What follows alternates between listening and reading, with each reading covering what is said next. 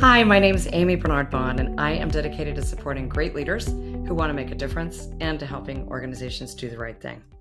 I'm a professional certified coach and attorney, and for over 20 years, I held multiple executive roles in Fortune 5 organizations and nonprofits. And I bring all of this in the trenches expertise in service to my coaching clients. I've been recognized as the #1 career coach globally by Thinkers 360, and Forbes has called me one of the top coaches for legal and compliance executives. There's some other things I've done that may be of interest, such as pay equity and women on boards advocacy, which you can find on my website. But I want to get down to our topic for today to be most helpful to you. So I want to talk about something near and dear to my heart, which is the art and skill of delivering bad news. In our corporate legal roles, we're required often to be the frequent bearers of bad news. And delivering bad news is key to making good decisions, growing ethical companies, and building honest relationships. But to this point, the results of a study of the American Psychological Association was sobering to me. The study found that bearers of bad news are perceived to be unlikable and less confident or wanting the negative event to happen. No wonder people kill the messenger. So it's really critical for you to learn how to share difficult messages without damaging your strategic relationships. So let's get good at this. Through interviews I conducted, I came up with a 6-step process that I'm going to share with you now. First, psychologically prepare your audience.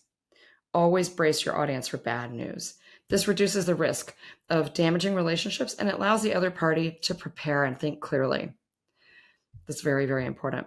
And start by saying something simple like, I wish I had better news.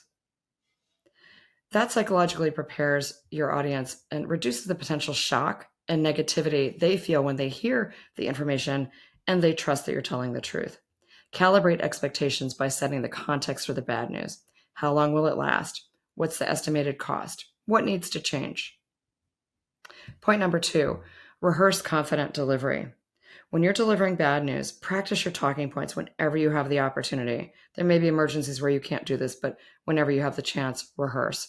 This helps you project the right amount of confidence, humility, and gravitas. Be aware of your body language and your vocal tone. When time is on your side, record yourself presenting. Do you sound confident, influential, and caring? Or do you sound hard-nosed and cold? Or insecure and apologetic when you had no hand in the matter? You want your voice to sound calm, credible, and as if you care about the impact of the news on the organization and its leaders. Practicing has been proven to both enhance your credibility with powerful people and to reduce the considerable emotional distress for you that can accompany your job. Third point, be present and fully focused.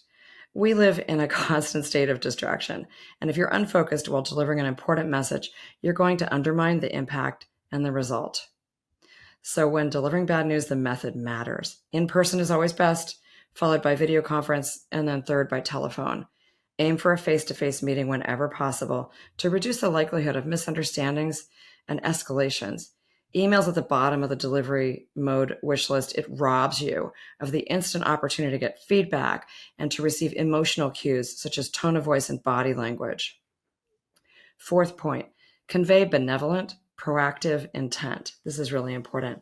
The recipients of negative news are inclined to assign malevolent motives to the person delivering it. That's what we've learned from sociological research. So be aware of this bias against you and help remind the person that they hired you to do this job by expressing genuine empathy. Fifth point, explain without justifying. It's really important to avoid anything that sounds like an excuse when delivering bad news. Share the facts with your audience so they understand what occurred. Done well, you'll be seen as sincere and trustworthy, and stakeholders will find your explanation reasonable. This reduces the blame ascribed to you, increases the perception of fairness, and enhances the credibility of your message.